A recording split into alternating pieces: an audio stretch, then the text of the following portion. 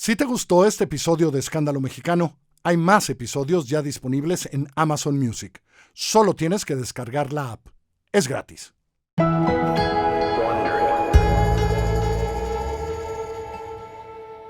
Antes de comenzar, una nota para nuestros escuchas.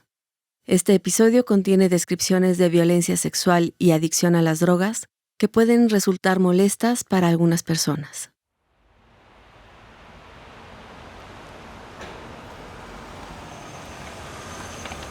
Es un mediodía en diciembre de 1994. El sacerdote Alberto Atié llega al Sanatorio Español en la Ciudad de México.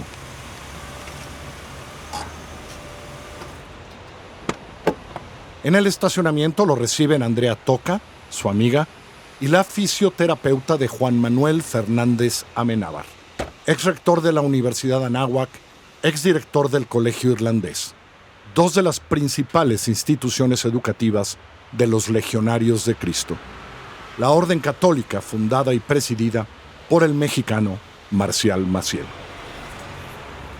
El enfermo camina con ellas con dificultad para saludar a su visitante. Sufre una flebitis que le inflama la pierna. Alberto, vamos a comer, tenemos cosas que hablar. Los dos cruzan la calle de Ejército Nacional, donde encuentran un restaurante español en el que conocen a Fernández Amenábar. Mira, de este pueblo es mi familia, le dice Amenábar a Atié, mostrándole uno de los grabados que adornan la pared del restaurante. ¿Un pescado a la sal para que compartamos y una botella de buen Rioja? ¿Te parece, Alberto? Mientras llega el pescado hablan de cosas mundanas, de amigos comunes. Pero de repente Fernández Amenábar cambia el tono, el gesto. Alberto, yo ya me voy. Es el momento de contarte. Atié no sabe qué va a escuchar. Fernández Amenábar le cuenta que cuando era novicio de la Congregación de los Legionarios de Cristo, el fundador y líder de la orden, Marcial Maciel, lo llamó un día a la enfermería del colegio. Me explicó que tenía dolores muy intensos en el estómago, por lo que le había pedido al Papa Pío XII autorización para que le dieran masajes con el fin de obtener un cierto alivio y continuar con la misión que Dios le encomendó. Me pidió Alberto que le sobara el estómago, pero de repente me llevó la mano a su pene. Me pidió que lo masturbara. Aquel día fue solo el primero de muchos que además incluyeron otro tipo de actos perversos. Esto, cuenta Fernández Amenábar, duró años, lustros. ¿Sabes que además me hacía ir a comprarle Dolantina con recetas falsas cuando estábamos allá en España? Fernández Amenábar se pone una mano en el brazo contrario para mostrarle a Atié dónde se inyectaba Maciel. La Dolantina es un derivado de la morfina. Atié no cree lo que escucha. ¿Por qué me cuentas esto, Juan Manuel? Me encuentro cercano a mi muerte y no quiero morir porque tengo un resentimiento muy profundo contra el padre Maciel y no quiero perdonar. Porque quiero justicia para mi vida. Maciel destruyó mi vida. No puedo y no quiero perdonar, simplemente. Es posible perdonar a quien te ha hecho daño, a tu peor enemigo, y al mismo tiempo, sin odiar y sin buscar venganza, puedes pedir y luchar con todas tus fuerzas por la justicia respecto al daño que te ha hecho. Juan Manuel, te invito a que perdones al padre Maciel y yo te acompaño en el camino de la búsqueda de la justicia. El día de mi muerte, Alberto, si puedes, te pido que celebres la Eucaristía de cuerpo presente y les digas a los que van a estar ahí que he perdonado, pero que pido, que exijo justicia. 2 meses después, una fría tarde de febrero de 1995, en la Ciudad de México, el padre Alberto Atié celebra una misa de cuerpo presente en honor de Juan Manuel Fernández Amenábar. No hay muchas personas en el funeral, tal vez unas 20. No ha sido sencillo tener esa ceremonia porque otros sacerdotes de la Legión querían enterrarlo rápido, sin ceremonia funeraria. Amigas de Fernández Amenábar y de Atié, algunas esposas de exalumnos del fallecido, habían insistido en hacer aquella misa y habían llamado a Atié para que la oficiara. Atié cumple su palabra empeñada en aquel restaurante. Dice, después de la homilía: quiero comunicarles que Juan Manuel ha perdonado, pero pide justicia. Esa fue su última voluntad y me pidió que se les comunicara a ustedes. No ha dicho a Atié qué o a quién se refiere, pero nota los rostros sudorosos y los ojos enrojecidos de algunos de los presentes cuando dice esas palabras. Terminada la celebración, uno de ellos le dice: hemos entendido perfectamente el mensaje de Juan Manuel. Nosotros también somos víctimas del padre Maciel. Queremos hablar con usted. En ese mismo momento, se fija la hora y el día de la primera reunión. La reunión que significará la revelación del verdadero Marcial Maciel.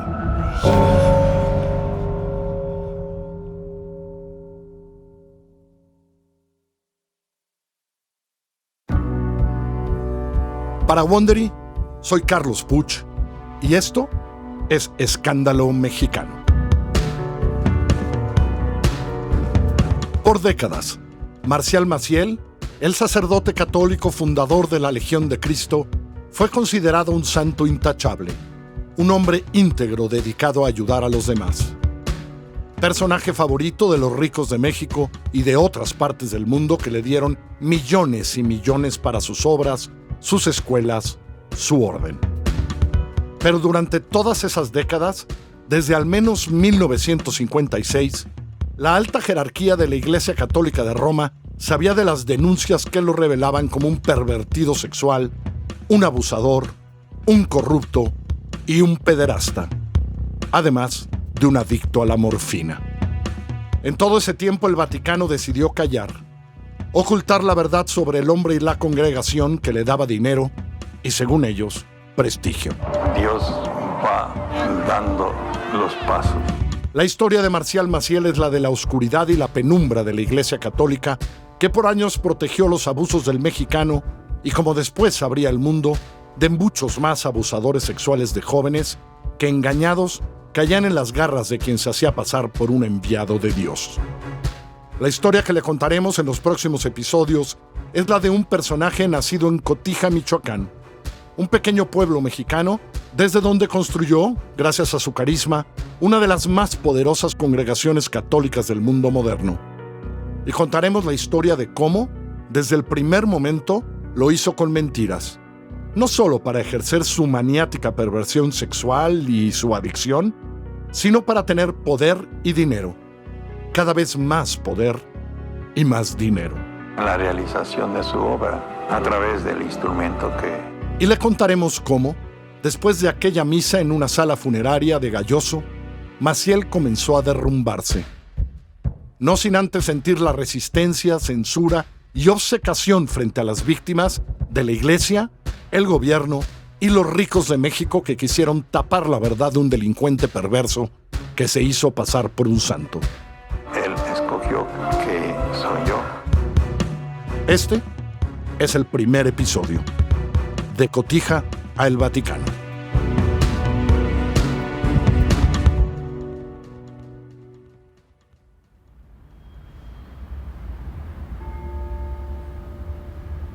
Es julio de 1946.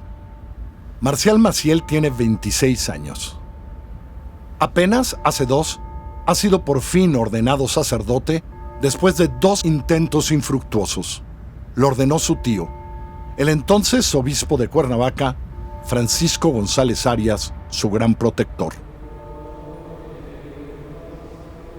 Maciel ha llegado a Roma después de pasar un tiempo en España, donde ha intentado convencer a sacerdotes y al gobierno español de Francisco Franco que lo ayudaran a fundar una nueva orden, una nueva congregación.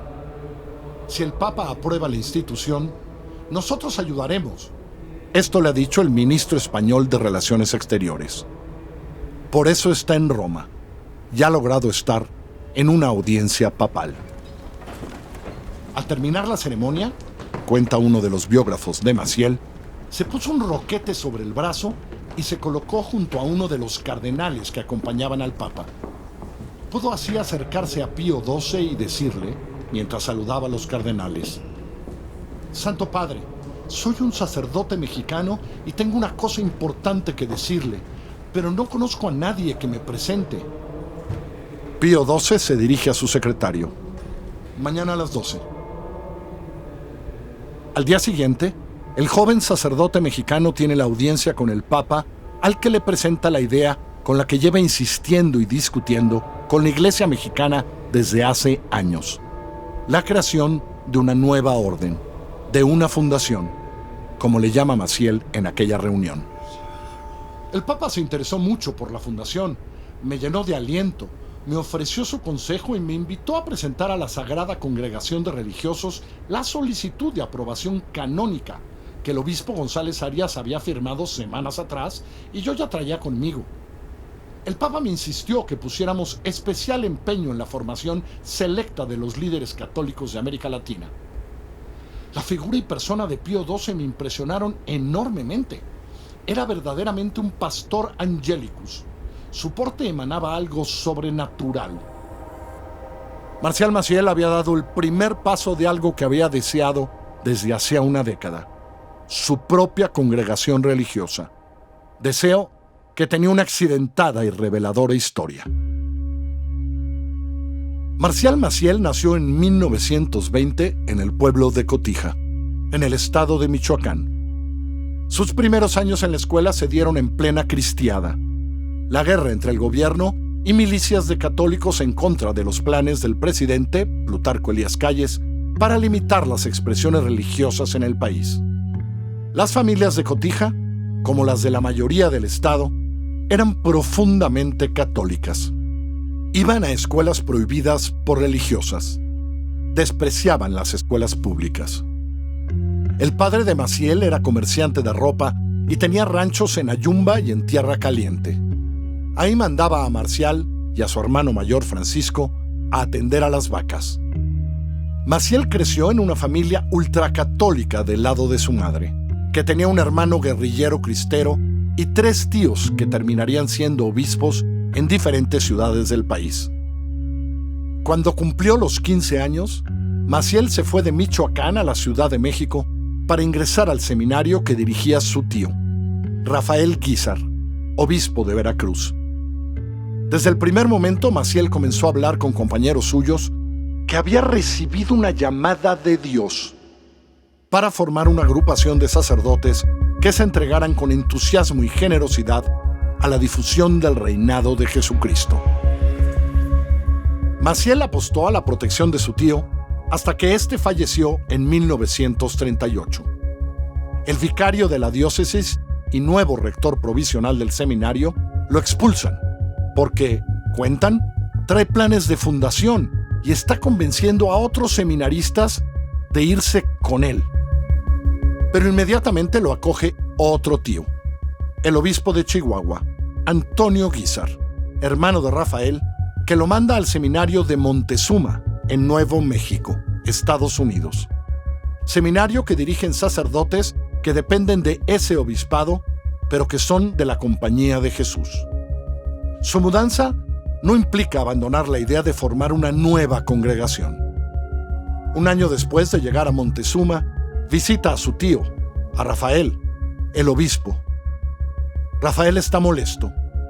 Si continúas con tu propósito de fundar una congregación, te voy a retirar mi apoyo y no podrás volver a Montezuma por cuenta de la diócesis de Chihuahua. Alguien, piensa Maciel, ha sembrado la cizaña en su tío. Maciel viaja a México a hablar con su director espiritual, el jesuita Ricardo Álvarez del Castillo. Yo creo, Marcial, que lo que tú traes entre manos es un plan de Dios.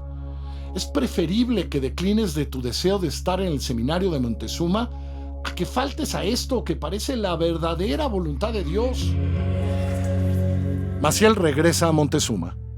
Reúne a un grupo de unos 35 estudiantes que están con él, pero los superiores no quieren saber nada de su idea fundacional.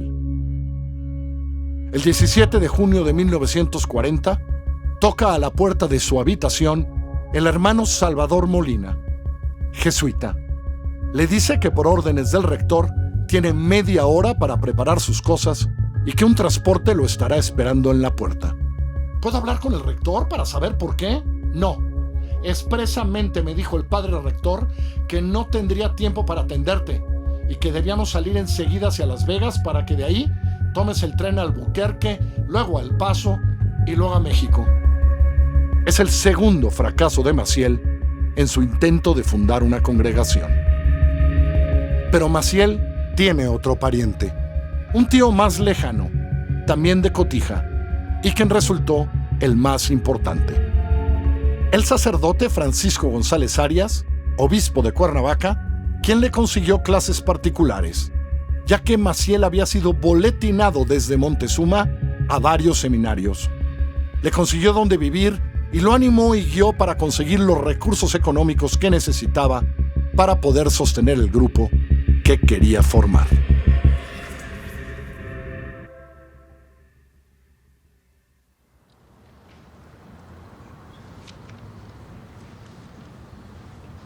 Es septiembre de 1940 en Querétaro.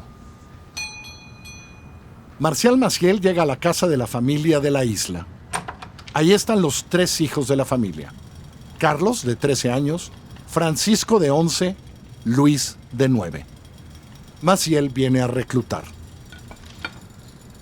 Soy seminarista.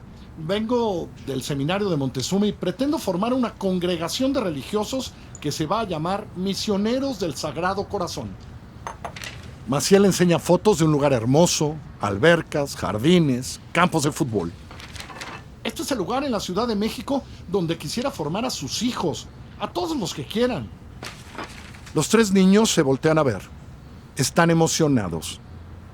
Los padres, fanáticos religiosos, parientes del rector del seminario local, dijeron: adelante.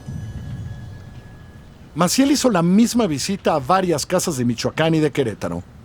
Según el lugar, se hacía pasar por emisario del obispo de Cuernavaca, o emisario de los jesuitas, o de los maristas, o de los franciscanos. Decía que venía a nombre de ellos, no a título personal. Al final, logró juntar a 12. 6 jóvenes de Querétaro, los 3 hermanos de la isla, 2 hermanos Pesquera y Manuel Pozos, los Alcázar y Rogelio Orozco y un hermano de un cura, el padre Sánchez Tinoco.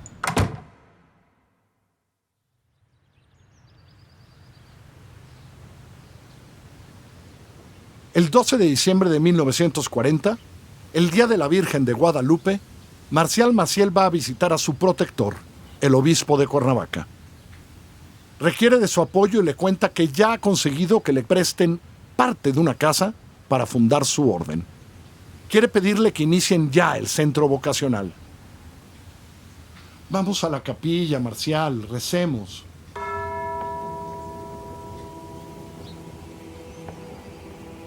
Maciel creía que era un pequeño momento de oración, pero estuvieron ahí 2 horas, pidiendo al Señor luz y que los hiciera ver su voluntad. Mira, Marcial, yo creo que Dios quiere que comencemos. Y puesto que ya tenemos apoyo económico, ahora tenemos una buena base humana. El 3 de enero de 1941, los hermanos de la isla llegan a la calle de Turín, en la Ciudad de México. Llegan al lugar en donde se fundará la nueva congregación. Vienen a hacerse sacerdotes. Eso piensan. Y vienen a esa casa con alberca y jardines y cancha de fútbol. Pero la única cancha de fútbol es la que está pintada en el piso de la cochera, de aquella casa que tiene 3 habitaciones en el sótano. Unos cuantos periódicos como colchón, una toalla como cobija, y de almohada, les dicen, tendrán que envolver sus zapatos en su pantalón. Ese es el sótano. Ese lo había prestado la familia de Natalia Retes, una de las primeras benefactoras del padre Maciel. Ese mismo 3 de enero nacerá la Congregación de Misioneros del Sagrado Corazón y la Virgen de Dolores. Esa que poco tiempo después cambiará su nombre al de los Legionarios de Cristo.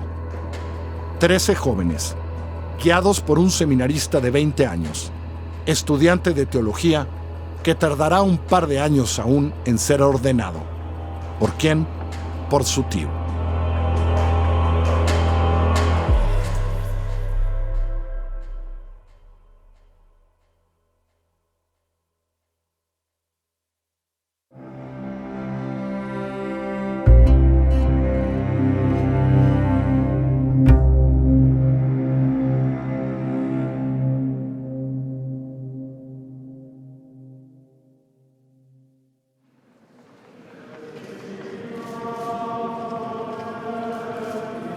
Es 26 de noviembre de 1944.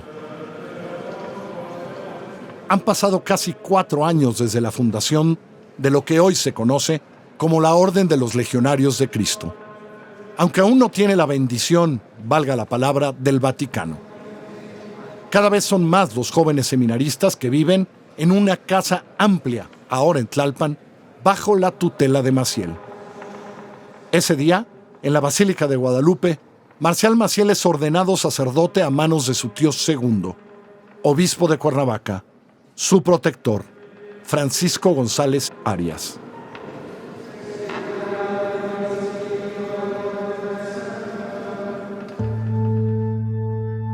Por esos días, Luis de la Isla, el niño que llegó a la Ciudad de México a los 9 años y ahora tiene 13, se encuentra con sus padres.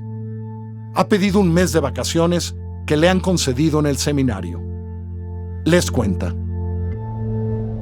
el padre Maciel me lleva a veces a casa de Talita Retes.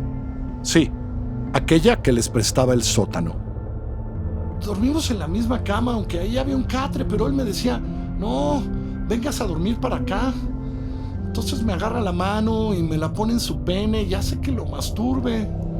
Y se queda dormido.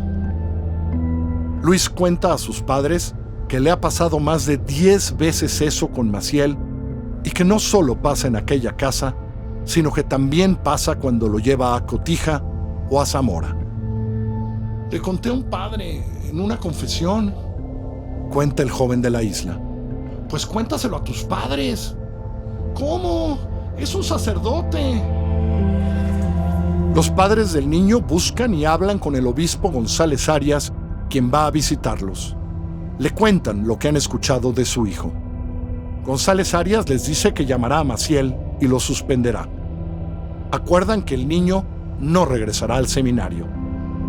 Pero los otros hijos de la familia, así como los otros seminaristas, permanecerán con Maciel, al que su tío, el obispo, no suspende y oculta la información que acaba de recibir. De la Isla es el primer abuso confirmado de Marcial Maciel, la primera víctima de cientos. De la Isla tardará más de medio siglo en contar su historia, aunque mucho antes la conocerá la más alta autoridad de la Iglesia Católica Mexicana.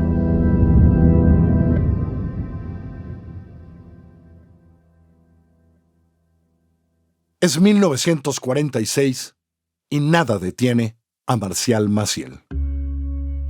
Después de su encuentro con el Papa y con la firma de González Arias, comienza el proceso para la aprobación de su instituto. Su visita a España, un encuentro con el rector jesuita de la Universidad de Comillas, Javier Baeza, y el apoyo del gobierno de Francisco Franco, le permiten comenzar a armar un plan para instalar la organización también allá, en España. Maciel tiene suerte y habilidad. El gobierno de Franco necesita de la bendición pública de la Santa Sede. Por eso se presenta como un régimen católico ejemplar.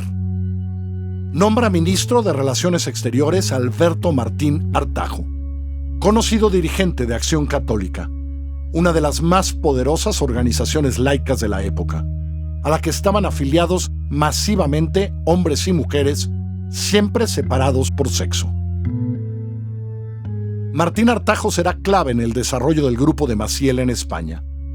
no solo concedió las becas a Marcial Maciel y a sus jóvenes legionarios, sino que les ofreció actuar para que el Papa Pío XII aprobara oficialmente a la congregación. Por si fuera poco, el ministro logró que el marqués de Comillas, Claudio Güell, transportase gratuitamente desde México hasta España a los niños de Maciel en sus barcos de la Compañía Transatlántica Española. En septiembre de 1946, bajo el paraguas del régimen franquista, a bordo del buque Marqués de Comillas, llegan al puerto de Bilbao Maciel y los primeros 34 misioneros del Sagrado Corazón y de la Virgen de los Dolores, el aún nombre oficial de la congregación. Pero pronto en España comienza a tener los mismos problemas que en México por su afán de atraer jóvenes a su congregación a costa de otras, en este caso de los jesuitas. Así lo cuenta el periodista español Alfonso Torres con los testimonios de acompañantes de Maciel en España. Cuando Maciel dirigió su actividad captadora hacia los estudiantes españoles de Comillas, con éxito en más de una docena de casos, muchos de los cuales habían llegado atraídos por la Compañía de Jesús, comenzaron los dolores de cabeza para el inquieto sacerdote mexicano. Los problemas con los jesuitas caldearon el ambiente, de tal forma que la expedición al completo tuvo que hacer las maletas y abandonar el palacio del Marqués de Comillas. Uno de los primeros destinos fue la localidad santanderina de Cobreses. Si algo le urge es la bendición oficial de la jerarquía católica, la del Vaticano, para que la organización sea oficial y crezca. Ese mismo año, en agosto, ha muerto su protector, el obispo de Cuernavaca, lo cual le resta fuerza frente a las autoridades eclesiásticas. Aunque muy pronto se hace buen amigo de quien quedó en el lugar del fallecido. Maciel ha aprendido del método con el que José María Escrivá había fundado su congregación, el Opus Dei, y la adaptó a sus necesidades. Así lo cuenta la historia oficial de los Legionarios de Cristo. La mañana del domingo 13 de junio de 1948, mientras celebraba la Eucaristía en la capilla de la Escuela Apostólica de Tlalpan, un pensamiento extraño asaltó su mente. Hoy tiene que ser la fundación. No podía dejar de oír aquella voz interior. Terminada la Santa Misa, salió hacia Cuernavaca y le explicó a Monseñor Espino lo que le pasaba. Espino comprendió y accedió a realizar ese mismo día la erección canónica, redactando el decreto con la ayuda del canonista Monseñor Gregorio Araiza. Esa noche del 13 de junio, en una ceremonia íntima y sencilla, el señor obispo firmó el decreto que daba vida a la nueva congregación. Dios le había hablado. Eso le dijo Maciel al obispo. Curioso que Dios le había hablado al mismo tiempo que, sabedores de que Maciel quería ya su certificación, la Congregación para los Religiosos había enviado desde Roma la orden de no llevar a cabo la erección canónica en una carta al obispo de Cuernavaca anulando la intención de Maciel. La carta había llegado el sábado 12, día no laborable, a la oficina de correos. El obispo la recibió hasta el lunes 14, horas después de la ceremonia que la carta le impedía llevar a cabo. El motivo de la anulación era, según la carta que había llegado de Roma, una serie de acusaciones muy graves contra Maciel. Se le tachaba de mentiroso, de bebedor, de ladrón. Se decía que tenía prácticamente secuestrados a los jóvenes seminaristas a los que no les permitía que se confesaran. Maciel, sin embargo, tenía la explicación perfecta. 13 seminaristas de Comillas, todos teólogos a punto de ordenarse, se habían integrado a su orden. El alegato de Maciel era el siguiente. Los jesuitas lo atacaban frente a la Santa Sede porque su obra había entusiasmado tanto a los seminaristas que habían cambiado de bando. Marcial Maciel les estaba robando vocaciones para su propia orden. Las difamaciones, argumentaba Maciel, demostraban resentimiento. El obispo de Cuernavaca insistió ante Roma que era un hecho consumado. que Maciel le dijo que Dios le había hablado mientras daba una misa.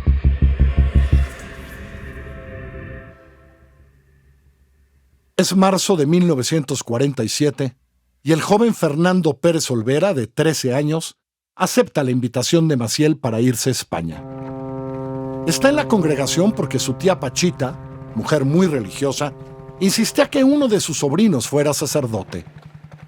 Ese mes, aborda el barco Marqués de Comillas rumbo a España, desde Cuba. En Comillas se le acercó un compañero, Antonio Alcalá. Oye, ¿no te ha llamado el padre Maciel para que le sobes el estómago? No, aunque pensó que sería muy feliz que lo llamara. De Comillas se mudó a Cobreses. Una vez Maciel me mandó llamar a su habitación. Estaba acostado boca arriba, con las piernas encogidas, tapado y desnudo. No había luz. Y entonces me dice, me duele el estómago. Y yo metí la mano debajo de las cobijas y le preguntaba dónde le dolía. Más abajo. Como era muy velludo, no pude detectar dónde comenzaba el vello púbico y de pronto sentí su miembro erecto, cosa que me espantó y retiré la mano. Él me dijo que ya estaba bien. Le pregunté si quería que le sobara más y pues, ya dijo que no.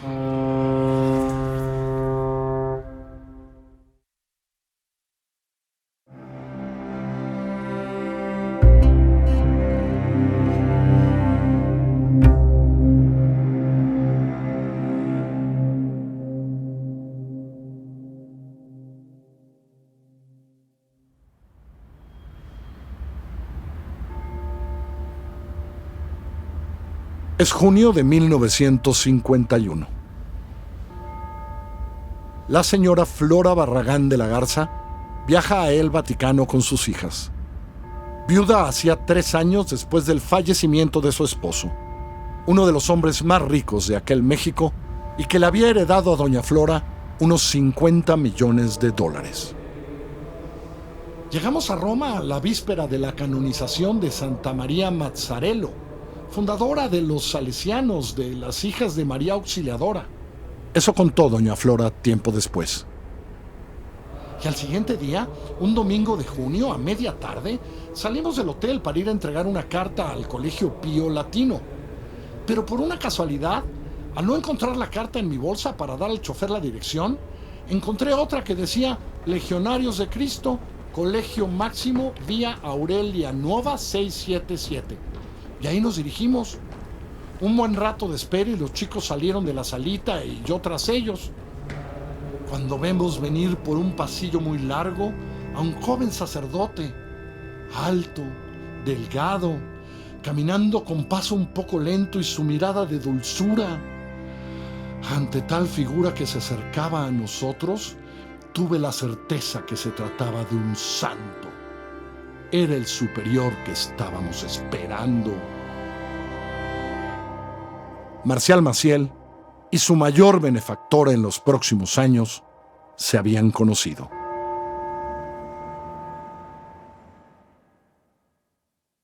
Es el 23 de agosto de 1956. El sacerdote Luis Ferreira Correa, legionario de Cristo, se sienta a escribir una carta que lo llena de dolor.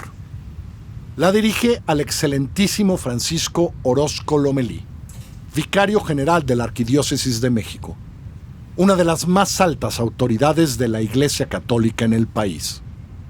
Cuenta: ya en los primeros años de mi colaboración en la obra del Padre Maciel, se me presentó un hermano apostólico con inquietudes de conciencia por ciertas maneras de tratarlo del Padre Maciel cuando dicho padre se encontraba enfermo.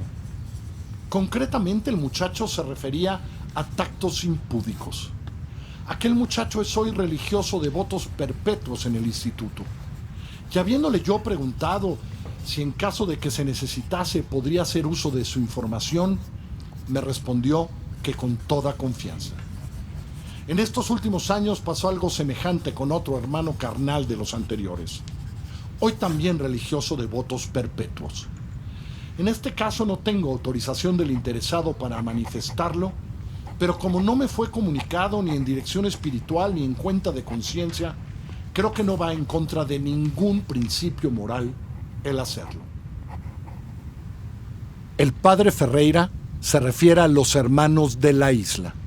Sí, los hermanos mayores de Luis, quien en 1944 había denunciado con sus padres el abuso de Maciel y del que se había enterado el obispo de Cuernavaca y no había hecho nada, más allá de sacar a un niño del seminario.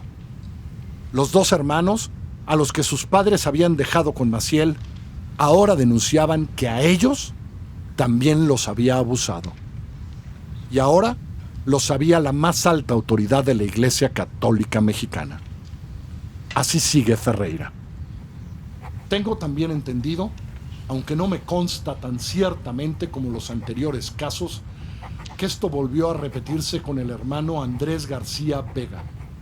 Pues en cierta ocasión dicho hermano me manifestó que el padre Maciel le había engañado, induciéndole a hacerle tocamientos, porque decía el padre Maciel que ese contacto con el cuerpo humano le proporcionaba la polución que necesitaba para poder descansar, que así se le mitigaban sus dolencias.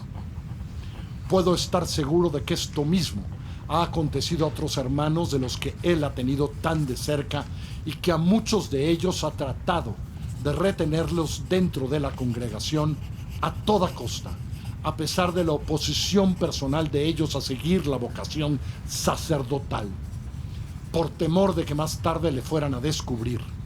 Y por eso trata de halagarles cuando salen del instituto con regalos y 1000 promesas de ayudarlos. Termina la carta. Por todos los efectos que he estado observando en el transcurso de estos últimos 6 años, me parece que ya desde entonces el padre Maciel se aplicaba inyecciones de dolantina, sedol y demerol, con recetas falsas o compradas en el mercado negro. Es 1956. Por más de 40 años después de esa carta, el padre Maciel y su congregación no harán más que crecer. En unos años será reconocido por el Vaticano. Se hará amigo y beneficiario de los más ricos en varios continentes. Habrá más abusos, más drogas, más dinero. Nadie hará nada, ni la Iglesia, ni los gobiernos. En esos años, el imperio de Maciel apenas está arrancando.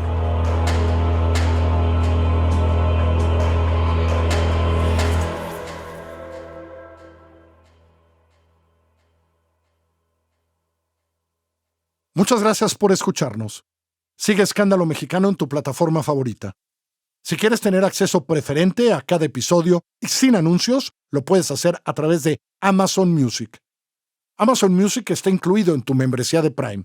Descarga ahora la app Amazon Music. Suscríbete a Wondery Plus en Apple Podcast o descarga la app de Wondery para tener acceso una semana antes y sin anuncios a todos los episodios de Escándalo Mexicano. En nuestro próximo episodio, la denuncia de Ferreira provoca una investigación que es aplastada por Roma, España y la operación del padre Maciel.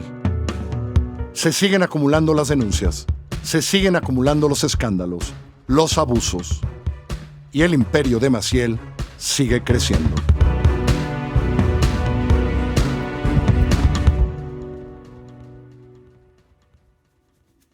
No podemos saber si las conversaciones que aquí le contamos sucedieron exactamente como están narradas en este episodio, pero todas están basadas en las fuentes que consultamos para la escritura de este guión.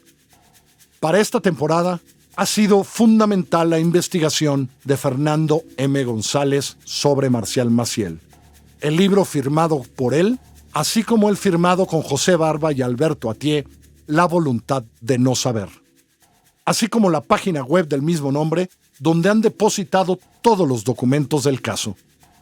Hemos también acudido a los documentales de CNI Canal 40, al trabajo de Carmen Aristegui, incluido su libro, al de Raúl Olmos sobre el imperio financiero de los legionarios y a los de Jason Berry y Gerald Renner, los dos periodistas que primero sacaron a la luz las perversidades del padre Maciel. También ha sido importante el libro de Alejandro Espinosa, El Legionario, así como la investigación hemerográfica en varias publicaciones mexicanas y del extranjero. Además del reportaje de elmundo.es sobre la mujer de Maciel y del diario El Mundo en España sobre una de las mujeres de Maciel. Escándalo Mexicano es una serie producida por Puro Contenido y Así Como Suena. Carlos Puch, yo, soy quien la conduce. Giselle Ibarra es la productora ejecutiva. Esta temporada está escrita por mí, Carlos Puch, y está editada por Salvador Camarena, Galia García Palafox y María Scherer. Mariana Marín es asistente de investigación y la encargada de verificar los datos. Hugo Santos Quevedo está a cargo del diseño sonoro. La música es de Patricio Mijares. Producción Carlota Aparicio y los productores ejecutivos son Sarah Barrett, Jessica Radburn y Marshall Louis de Wondery.